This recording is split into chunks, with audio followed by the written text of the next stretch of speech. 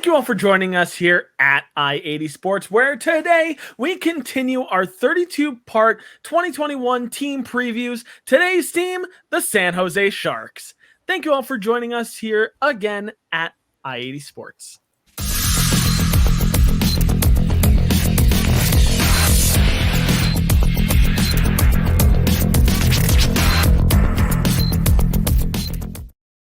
Thank you all for joining us here again at I-80 Sports.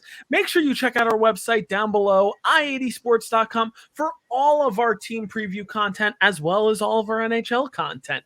And as per usual, make sure that you drop a follow down below on our Twitter at I80_SportsNHL, where you can find all of our team previews there as well. If you're joining us here on YouTube, make sure you like, comment, and subscribe for all of our team previews coming up. Hey, you might not be a fan of anybody in the Pacific Division, but we're continuing with the Pacific Division this week as we roll along as this week continues.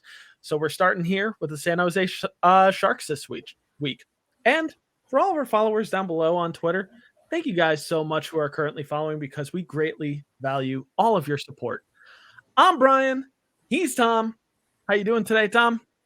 Doing well. And here we are to preview a team that, believe it or not, 2 years ago was a conference finalist. And now they're not anywhere near there.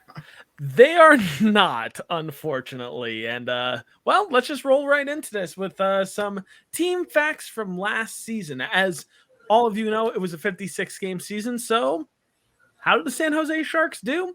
Well, they were 21, 28, and 7. Meaning 21 wins to 28 losses to 7 overtime losses, which is good for 49 points. But the San Jose Sharks finished 6th in the NHL Western Division last year. On the power play and penalty kill, they were So power play, they were below average. The league average is 19%. They were at 14.10% on the power play last year. So quite below average amongst the league. And penalty kill-wise, they were right at league average, so they really didn't do a bad job. 80.43% on the penalty kill. So, hey, tip of the cap to you, San Jose. At least you did something right. Speaking of which, going on to leading scorers, the person who led in leading scoring last year is a guy who might not even factor onto this lineup despite being on the roster for San Jose currently. We are in August right now, so we've got a ways away until October. But I predict that this is a guy that we're not going to necessarily factor onto the San Jose Sharks. The person who led the San Jose Sharks in scoring last year was Evander Kane, a very trivial person who we've talked about on previous episodes before. So if you're wondering what the deal with that is, go check out our previous videos. You can find him right on a playlist on YouTube. But he led the team with 49 points last year. In second on this team was Tomas Hertel with 43 points. And last, in tied for 31 points each was Timo Meier and Logan Couture. So, some decent point production here for the San Jose Sharks, to be honest. Let's go over some key additions and subtractions. So, some key additions for the San Jose Sharks this past year. Goaltender James Reimer, Nick Bonino, Andrew Cogliano, Nick Merkley, and Aiden Hill. So, the San Jose Sharks have completely shored up the goaltending department, and there is a new tandem in goal for the San Jose Sharks this year. Now we go on to some key subtractions. I'm going to learn to speak at some point. It's going to be amazing. But some key subtractions here: Martin Jones, Greg Pattern, Curtis Gabriel, longtime San Jose Sharks Patrick Marleau, Marcus Sorensen, Ryan Donato, and Christian Jaros, who departed the team in a trade with the Devils this past offseason for Nick Merkley. But interesting names coming in, interesting names going out. It will be interesting to see if some of those names that went out might end up coming back. That's something that we'll address later in this video. But first, let's talk about some X factors on the team, which I got to address one thing because EA Sports unveiled NHL 22 last week, and they talked about a feature in there for players called X Factor players. And no, I'm not trying to be Notre Dame with like talking about X Factors on teams, but now I need to add it as a disclaimer. No, I'm not talking about EA X Factors here. I'm just talking about players here that are going to be major contributions to their team and also going to be paramount in the team's success or opposite for this year. So, Tom, I'm going to stop talking for a little bit because I just went on for a long time there. So why don't you talk a little bit about who could factor as X factors on the San Jose team? It's going to be tough to choose from, correct? You know, it is. I look at the depth chart, I look at this team, and I don't see much of anything that I really like. The forward core is terrible. I mean, it's just not good. These aren't the days of Joe Thornton and Patrick Marleau in their prime, and even Danny Heatley, Jonathan Chichu, Devin Setaguchi. Those days are long gone. Long gone. But what I do see here are two good defensemen, obviously on the older side, obviously large cap hits, but two guys who maybe could cause some positive things to happen for them, and that's Brent Burns and Erik Karlsson. Obviously, they're not going to be paired together at even strength, but I could assume maybe you pair them together on that first power play unit. And if they could run that first power play unit successfully on the blue line, if they can quarterback that power play successfully, that power play might get them a few more wins than everybody thought they might get. So, I mean, that's a positive that I saw in reading up and down this lineup. They're interesting choices. Brent Burns and Erik Karlsson are certainly on the wrong side of their prime, but definitely factor as, main contributors on this San Jose Sharks team. I had trouble finding some choices here too, but I have a couple to offer up for those San Jose Shark fans that are having trouble seeing the light, in essence. One person here is Tomas Hertel.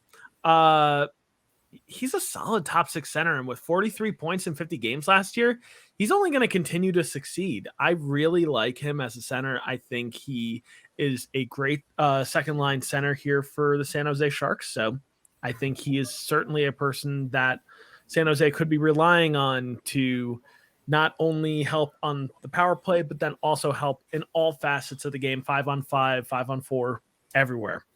The next two people I will talk about here were actually tied in points last year at 31 points each, and that was two players I mentioned before, Logan Couture and Timo Meier.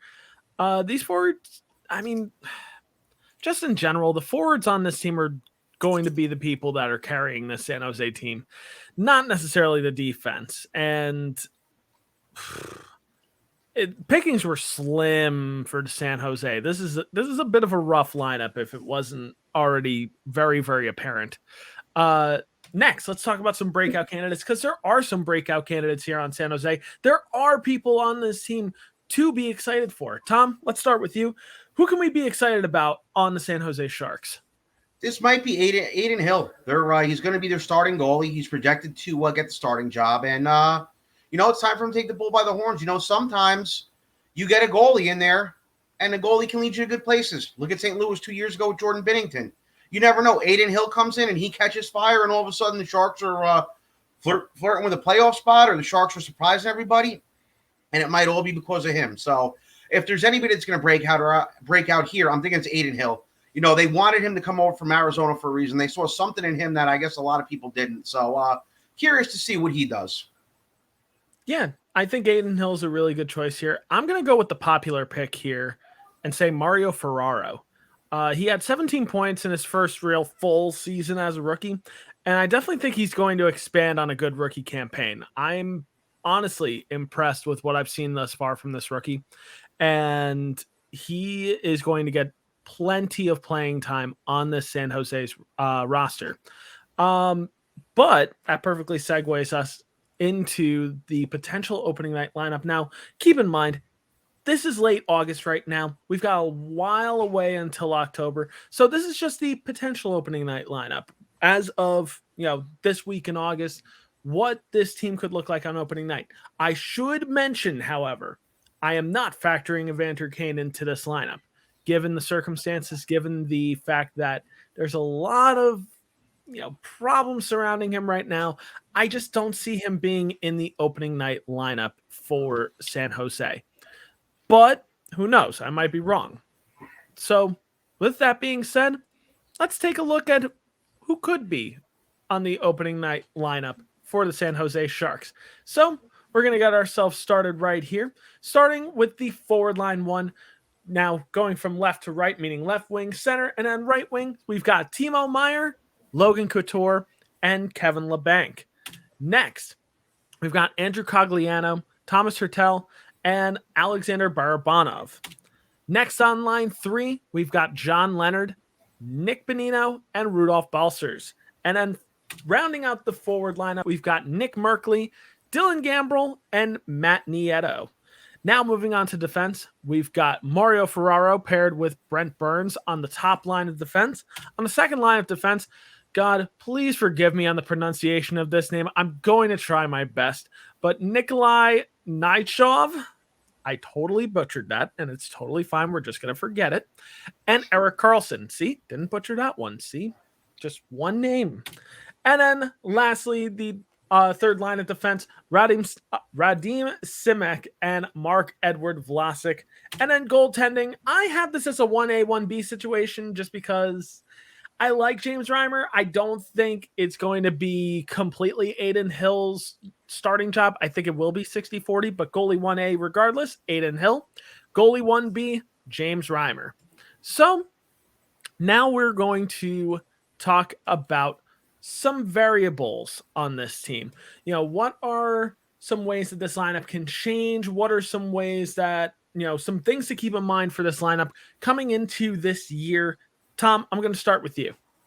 I mean, I guess you could term this a rebuild in a way, but say if Eric Carlson, Brent Burns, or even Mark-Edward Vlasic, if any of them, if their play shows that they're kind of turning back clock a little bit, or they're really lighting up and everyone's really noticing them, but San Jose's not doing well, they may be players who they can trade away at the deadline to bring back assets or bring back good prospects from elsewhere.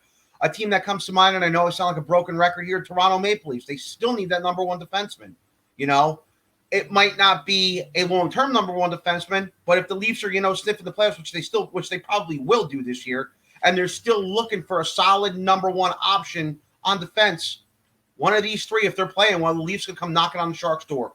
You never know. And that, in turn, could get them some prospects and get them some draft picks that could, supplement and maybe speed this rebuild up a little bit. You never know. Yeah, all very, very true there.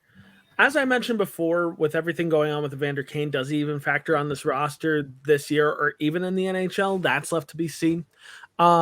Interestingly enough, Ryan Donato and Patrick Marleau are currently free agents.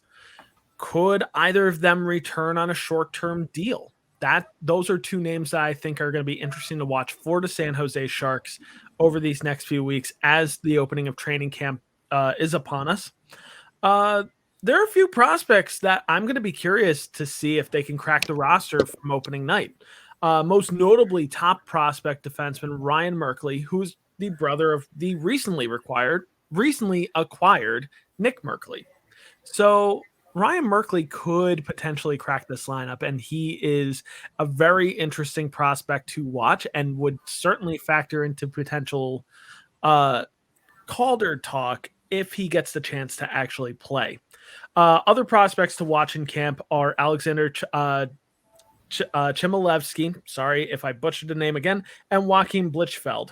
Those are two players that I think that could make a run for this opening night lineup, especially with how depleted this San Jose team is. Hey, it's no secret. This team is rebuilding. This team is, trying to, get better over these next few years. But this segues us to the final bit for today for this video. Our question of the day, which our question of the day stays the same for our entire series, which is, where does San Jose finish in the Pacific Division? Tom, I'll start with you. Where do they finish right now? Giving them that last spot, that 8th spot. I look at this team, and I can't see anything that would show me that they're not going to finish there right now. They're probably going to be the worst team in the league in what is arguably the weakest division in the league as well. It's a sad thing, but this happens with everybody. They were so good for so long. I mean, hell, up to 2 years ago, they were Western Conference Finals 2 years ago. But, sometimes, guys age, the cap prices guys out, and, teams crash and burn. And that's the unfortunate part right now with this San Jose Shark Hockey Club. Yeah. I mean, where do I begin with this lineup? This honestly may be one of the worst teams in the NHL, and that's no hyperbole. It's not just what they're putting on the ice, but everything off the ice as well. Evander Kane, cap problems, notably the right side on defense. I don't know if any of you guys noticed this, but if you check it out on capfriendly.com and do the math, between Erik Karlsson, Brent Burns, and Marc-Edouard Vlasic, the right side of the defense alone combines to $26.5 million in available cap. That's all tied into just those three guys. That's not good. Erik Karlsson and Brent Burns, they're not necessarily aging gracefully. Some players age like wine. Some players age like milk. At the moment, they're currently aging towards the milk side at the moment. And honestly, their farm system is below average. This is a rough rebuild right now for San Jose. And San Jose needs to commit to hitting the reset button, like badly.